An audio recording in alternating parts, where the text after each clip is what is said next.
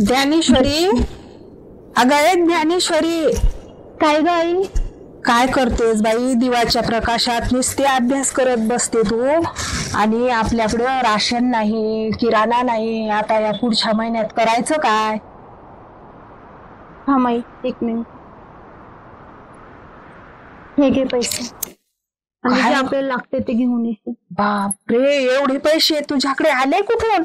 ते बाबा नाहीत का जे मला एज्युकेशनला पैसे देतात ना, त्यांनी मला पैसे दिलेले आणि आपल्याला जे लागतं ते घेऊन ये.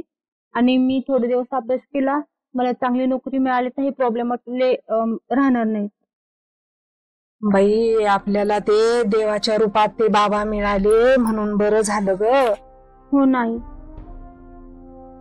आता मी येते किराणा घेऊन, हो. सामान घेऊन चालतंय. आपल्याला. हो हो आई, चालतं. कर अभ्यास. हो हो हो.